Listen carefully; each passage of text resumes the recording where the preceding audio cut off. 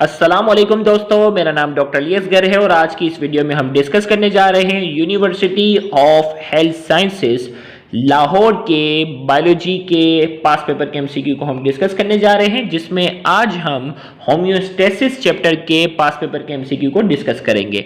तो आज के इस लेक्चर को शुरू करने से पहले आपसे एक बार फिर रिक्वेस्ट करेंगे कि अगर आपने अब तक हमारे इस चैनल को सब्सक्राइब नहीं किया, जो कि सिंध बोर्ड टीचिंग के नाम से है, तो काइंडली आज ही आप हमारे इस चैनल को सब्सक्राइब करें और साथ ही साथ बेल आइकन को लाजमी क्लिक करें ताकि हमारी अपलोड करदा तमाम इंपॉर्टेंट वीडियोस की नोटिफिकेशन आपको रिसीव हो सके। तो आइए हम स्टार्ट करते हैं university of health sciences Lahore के पास पेपर को, जिसमें हम सबसे पहले स्टार्ट करने जा रहे हैं 2011 के एमसीक्यू से। और इसमें हमारे पास सबसे पहला एमसीक्यू है question number 1, reabsorption of water by counter current multiplier mechanism take place eight.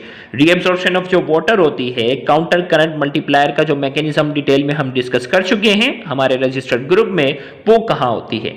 A proximal tubule, B distal tubule, C collecting duct, D loop of Henle. तो याद रखिएगा, काउंटर करंट मल्टीप्लायर का जो मैकेनिज्म, जिन्होंने regulatory function of nephron पढ़ा होगा उनको ये बासानी मालूम है, लूप ऑफ हेनले के अंदर जो है ये प्रोसेस होता है। तो इस एमसीक्यू का करेक्ट आंसर जो है वो डी है। MCQ number 2, antidiuretic hormone help in reabsorption of water by changing permeability of। Antidiuretic hormone जो कि पानी की रीअब्जॉर्प्शन करवाता है, वो by changing the permeability of, किसकी परमेबिलिटी वो चेंज करता है? A proximal tubule, B distal tubule, C collecting duct, D loop of Henle. तो याद रहे कि इस एमसीक्यू का करेक्ट आंसर हमारे पास है C collecting duct. Antidiuretic hormone reabsorption of water करता है। देखें, रीअब्जॉर्प्शन ऑफ वाटर तो प्रॉक्सिमल ट्यूब्यूल भी होती है, लेकिन ये हार्मोन के कंट्रोल में नहीं होती। वो प्रॉक्सिमल कन्वर्टेड ट्यूब्यूल में जो पानी की रीअब्जॉर्प्शन होती है वो विदाउट हार्मोनल एक्शन होती है। लूप ऑफ हेनले में जो पानी की रीअब्जॉर्प्शन होती है वो भी विदाउट हार्मोन होती है, लेकिन जो हार्मोन का जो एक्शन होता है वो कलेक्टिंग डक्ट में होता है।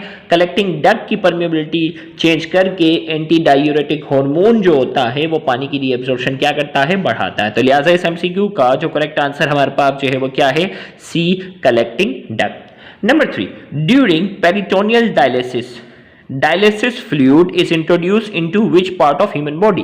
पेरिटोनियल डायलिसिस में जो डायलिसिस का जो फ्लूइड होता है वो बॉडी के किस पार्ट में दाखिल किया जाता है? A liver, B abdomen, C kidney, D pancreas. तो इस एमसीक्यू का करेक्ट आंसर हमारे पास क्या है?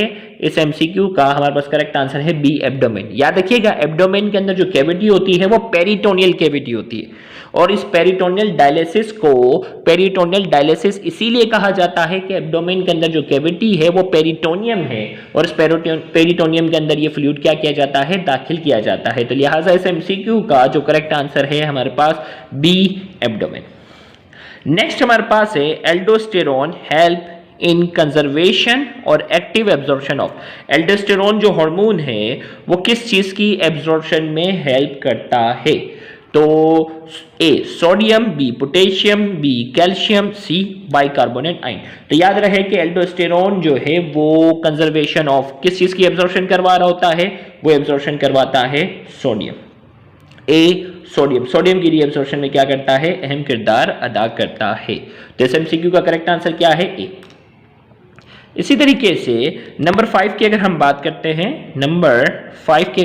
करते हैं, maximum reabsorption take place in which part of the nephron. Nephron के किस पार्ट में सबसे ज्यादा रीअब्जॉर्प्शन होती है? ऑप्शन ए में कहा जा रहा है डिस्टल ट्यूब्यूल, ऑप्शन बी में कहा जा रहा है विलाई, ऑप्शन सी में कहा जा रहा है कॉर्टिकल टिश्यू, ऑप्शन डी में कहा जा रहा है प्रॉक्सिमल ट्यूब्यूल। तो मैक्सिमम रीअब्जॉर्प्शन जो है वो किस पार्ट में होगी? विलाई तो नेफ्रॉन का पार्ट ही नहीं है। अब इसमें फैसला करना है कॉर्टिकल टिश्यू, प्रॉक्सिमल ट्यूब्यूल और डिस्टल ट्यूब्यूल। तो याद रखिएगा, प्रॉक्सिमल ट्यूब्यूल में सबसे ज्यादा रीअब्जॉर्प्शन होती है। यहाँ अमाइनो एसिड्स, वाटर, सॉल्ट, ये बहुत सारी चीजें इसमें रीअब्जॉर्ब होती हैं। तो जिन्होंने रेगुलेटरी फंक्शन ऑफ नेफ्रॉन हमारे रजिस्टर्ड ग्रुप में पढ़ा है उनको बआसानी मालूम होगा। तो इस एमसीक्यू का करेक्ट आंसर हमारे पास जो है वो क्या है? D is the correct answer, proximal tubule. इसी तरीके से हम नंबर 6 की तरफ बात करते हैं। In nephron most of the reabsorption take place. Nephron में सबसे ज्यादा जो रीअब्जॉर्प्शन होती है वो किस में होती है? देखो यही सवाल रिपीट हुआ प्रॉक्सिमल ट्यूब्यूल में। देखो 2011 में भी यही सवाल था, 2012 में एग्जैक्ट यही सवाल रिपीट हुआ। प्रॉक्सिमल ट्यूब्यूल में सबसे ज्यादा रीअब्जॉर्प्शन होती है। Number 7, detection of change and signalling for effectors response to the control system is. हमें कहा जा रहा है detection of change in signalling, जो माहौल में जो तब्दीली आती है उसको डिटेक्ट किया जाता है, और अफेक्टर जो रेस्पॉन्स देता है उस पूरे सिस्टम को क्या नाम देते हैं? Negative feedback, positive feedback, inter coordination, feedback mechanism. तो ये आप में डिसाइड करनी है कि ये किसकी डेफिनेशन है। तो याद रहे कि फीडबैक मैकेनिज्म की क्या है? डेफिनेशन है, जिसमें चेक एंड बैलेंस को क्या रखा जाता है? चेक एंड बैलेंस को डिटेक्ट किया जाता है। Number 8, what are 3 components of mechanism of homeostatic regulation? Homeostatic regulation के जो है वो 3 कंपोनेंट्स के नाम बताने हैं, ऑप्शन ए, बी, सी और डी। तो इसमें आपने करेक्ट ऑप्शन सेलेक्ट करना है। तो करेक्ट ऑप्शन मुझे उम्मीद है अब तक आप सेलेक्ट कर चुके होंगे, ए रिसेप्टर, कंट्रोल सेंटर, अफेक्टर। तो इस एमसीक्यू का करेक्ट आंसर हमारे पास क्या है? A is the correct answer. Receptor, control centre और effector is the correct answer. A MCQ इसका करेक्ट आंसर है। नंबर 9 की तरफ हमारे नंबर 9 की तरफ आते हैं। Blood enters in the glomerulus through. Glomerulus के अंदर ब्लड किससे दाखिल होता है? A afferent arteriole, B efferent arteriole, C renal artery, D renal vein. तो इसमें हमें बेस्ट ऑप्शन सेलेक्ट करना है। तो ग्लोमेरुलस के अंदर जो ब्लड दाखिल होता है वो किसके जरिए दाखिल होता है? तो एफेरेंट आर्ट्रियोल। आपने पूरा पढ़ा है, एफेरेंट आर्ट्रियोल से दाखिल होता है, इफेरेंट आर्ट्रियोल से क्या होता है? जो है वो वहां से निकलता है। Which portion of nephron is under the control of ADH? इनमें से कौन सा पोर्शन है जो एंटी डायूरेटिक, नेफ्रॉन का वो कौन सा पार्ट है जो एंटी डायूरेटिक हार्मोन के कंट्रोल में है? A Bowman's capsule, B ascending arm, C distal and collecting duct, D descending arm. तो याद रखिएगा इसका करेक्ट आंसर हमारे पास जो है वो सी है। डिस्टल कॉन्वोल्यूटेड ट्यूब्यूल और कलेक्टिंग डक्ट जो है वो एडीएच के कंट्रोल में है। तो इस एमसीक्यू का करेक्ट आंसर क्या हो गया? सी इज द करेक्ट आंसर। 2013 के हम पास पेपर के एमसीक्यू की तरफ बढ़ते हैं और इसमें पहला एमसीक्यू हमारे पास है site of filtration in nephron. Nephron की जो साइट ऑफ फिल्ट्रेशन जो है वो क्या है? A glomerulus and Bowman's capsule, B proximal and distal end, C ascending and descending arm, D loop of Henle. तो याद रखिएगा आपने अल्ट्रा फिल्ट्रेशन का जो प्रोसेस पढ़ा हुआ है ना हमारे रजिस्टर्ड ग्रुप में, रेगुलेटरी फंक्शन ऑफ नेफ्रॉन के टॉपिक में अल्ट्रा फिल्ट्रेशन का जो टॉपिक मैंने आपको डिटेल में समझाया है, तो आपको मालूम होगा कि अल्ट्रा फिल्ट्रेशन का जो प्रोसेस होता है वो ग्लोमेरुलस और बोमन्स कैप्सूल में होता है। तो इस एमसीक्यू का करेक्ट आंसर क्या है? A is the correct answer, glomerulus and Bowman's capsule. Number 12, antidiuretic hormone increases the reabsorption of। antidiuretic hormone किस चीज की reabsorption करवाएगा? A amino acid, B salt, C ammonia, D water। तो antidiuretic hormone जो होता है वो reabsorption of water करवाता है, लिहाजा इस MCQ का करेक्ट आंसर जो है वो क्या है? D water। MCQ number 13, active uptake of DASH in ascending limb or thick loop of Henley is promoted by the action of aldosterone. इनमें से कौन सी चीज है, इनमें से कौन सा आयन है जिसकी रीएब्जॉर्प्शन जो है वो एल्डोस्टेरोन करवाता है? A potassium, B chloride, C calcium, D sodium. तो यहां में का active uptake of dash, aldosterone क्या रीएब्जॉर्प्शन करवाता है? सोडियम आयन की। तो लिहाजा इस एमसीक्यू का करेक्ट आंसर हमारे पास क्या है? D is the correct answer. अगला एमसीक्यू हमारे पास है the process through which the body maintains the internal environment from the fluctuation of external environment is called as. वो प्रोसेस जिसमें बॉडी अपने इंटरनल एनवायरनमेंट को मेंटेन रखती है, उस प्रोसेस का क्या नाम है? तो ये तो सीधी सीधी डेफिनेशन है होम्योस्टेसिस की। D is the correct answer. Number 15 की अगर हम बात करते हैं, active pumping out of sodium occur at which part of nephron. Sodium की जो पंपिंग है वो occur at which part of nephron, किस पार्ट में होती है active uptake? A proximal tubule, B descending limb of loop of Henle, C ascending limb of loop of Henley, D collecting duct. तो याद रखिएगा सोडियम को जो है वो रिमूव किया जाता है वो नेफ्रॉन के किस पार्ट में? Ascending limb of loop of Henle में। Ascending limb of loop of Henle में एक्टिव अपटेक करते हैं, इसके एनवायरनमेंट को हाइपरटोनिक बनाया जाता है ताकि वाटर को जो है वो एब्जॉर्प्शन में क्या हो? आसानी हो। तो जिन्होंने रेगुलेटरी फंक्शन ऑफ नेफ्रॉन वाला पार्ट जो है वो हमारे रजिस्टर्ड ग्रुप्स में जिन्होंने डिटेल में पढ़ा है उनके लिए टॉपिक बहुत आसान है। C is the correct answer, ascending limb of loop of Henle, C is the correct answer. आइए 2014 के पास पेपर की तरफ हम बढ़ते हैं और इसमें हमारे पास सवाल है which one of the following is responsible for the production of concentrated urine. इनमें से कौन सी चीज है जो कंसंट्रेटेड यूरिन के लिए रिस्पॉन्सिबल है? Juxta medullary nephron, B cortical nephron, C proximal tubule, D distal tubule. तो इस एमसीक्यू का जो बेस्ट आंसर है वो क्या है? Juxta medullary nephron. Juxta medullary nephron जो होता है उनका लूप ऑफ हेनली जो होता है वो बहुत लार्ज होता है, और लूप ऑफ हेनली बहुत ज्यादा लार्ज होने की वजह से जब वहां से फिल्ट्रेट वाला पार्ट गुजरता है तो पानी जो है वो ज्यादातर रीएब्जॉर्ब हो जाता है। लिहाजा इन जक्स्ट्रा मेडुलरी नेफ्रॉन से गुजरने के बाद जो यूरिन होती है वो क्या होती है? कंसंट्रेटेड प्रोड्यूस होती है। तो इस एमसीक्यू का करेक्ट आंसर जो है वो क्या है? A juxta medullary nephron. Number 17 की बात करेंगे, reabsorption of useful constituents normally take place in which one of the following. Reabsorption जो है ना, reabsorption of useful constituent normally take place in which of the following. Reabsorption जो है वो किस पार्ट में होगी? चार ऑप्शन हमारे पास है, A proximal tubule, B distal tubule, C Bowman's capsule और डी ग्लोमेरुलस। तो यहाँ आपके पास है सबसे ज्यादा जो है वो रीअब्जॉर्प्शन किस में होती है? प्रॉक्सिमल ट्यूब्यूल में। तो इसका करेक्ट आंसर क्या है? ए। देखो तीसरी बार ये सवाल जो है वो क्या हुआ है? रिपीट हुआ है। Number 18, which one of the following parts of excretory system in human act as counter current multiplier?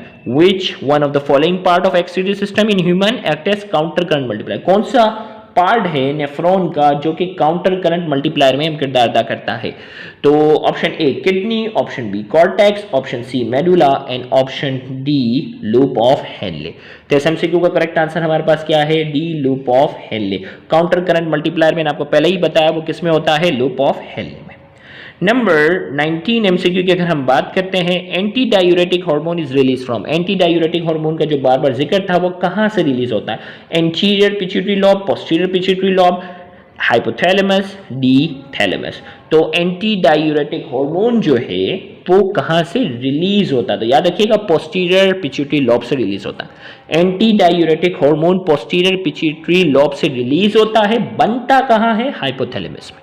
Hypothalamus में इसकी मैन्युफैक्चरिंग होती है और पोस्टीरियर पिट्यूटरी लॉब के अंदर, पोस्टीरियर पिट्यूटरी लॉब के वहां से रिलीज होता है और इसकी जो फॉर्मेशन होती है वो हाइपोथैलेमस। दो अलग अलग सवाल है। अगर पूछा जाए एंटी डायूरेटिक हार्मोन कहां बनता है तो हाइपोथैलेमस, एंटी डायूरेटिक हार्मोन कहां से रिलीज होता है तो पोस्टीरियर पिट्यूटरी लॉब। तो B is the correct answer.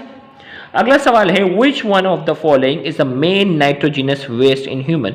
इनमें से कौन सी चीज है जो मेन नाइट्रोजिनस वेस्ट है इंसानों के अंदर? A urea, B ammonia, C salt और डी यूरिक एसिड। तो मेन यानी जो सबसे ज्यादा बड़े पैमाने पर जो नाइट्रोजिनस वेस्ट इंसानों के अंदर, जो ह्यूमंस के अंदर प्रोड्यूस होता है वो क्या है? ए यूरिया। जबकि पूछे जाए सबसे खतरनाक कौन सा है तो अमोनिया। अमोनिया सबसे डेंजरस है, जबकि सबसे मेन यानी जो सबसे ज्यादा मिकदार में प्रोड्यूस हो रहा है वो क्या है? यूरिया। तो इस एमसीक्यू का करेक्ट आंसर जो है वो क्या है? ए। आइए 2015 के हम एमसीक्यू की तरफ बढ़ते हैं और इसमें कहा जा रहा है 21 में, those nephron which are present along the border of the cortex and medulla are called. वो नेफ्रॉन जो कॉर्टेक्स के बॉर्डर पे, कॉर्टेक्स में पूरे नहीं होंगे, कॉर्टेक्स के बॉर्डर पे थोड़े से होंगे और इनका ज्यादातर हिस्सा जो होगा वो मेडुला में होगा, उन नेफ्रॉन को क्या कहते हैं? A juxta medullary nephron, B cortical nephron, C internal nephron, D outer nephron.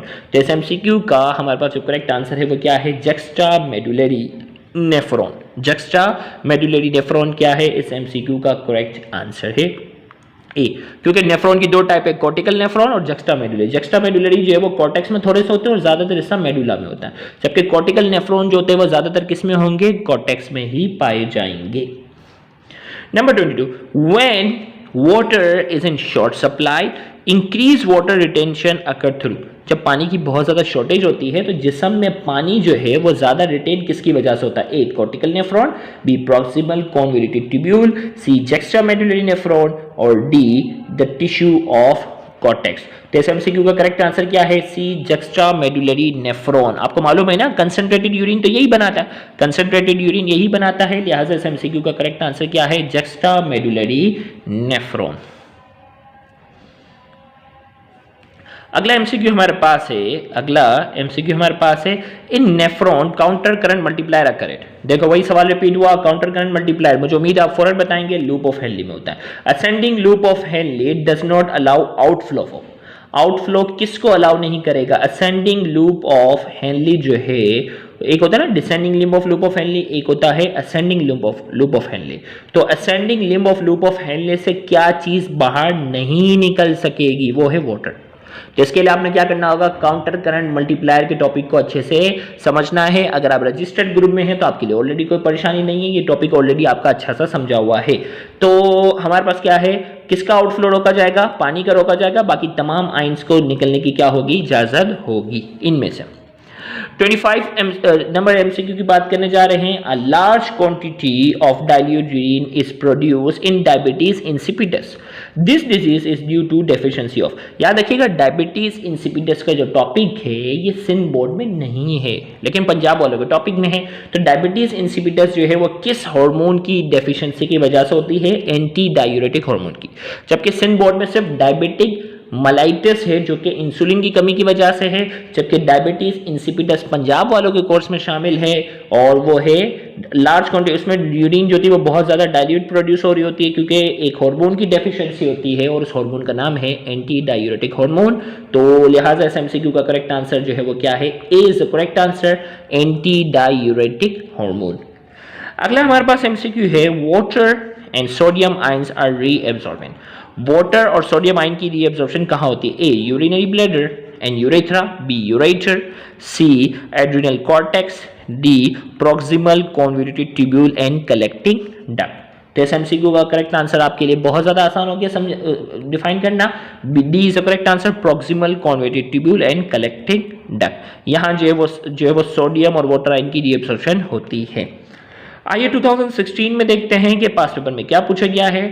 MCQ number 27, Bowman's capsule continues as extensively convoluted portion known as.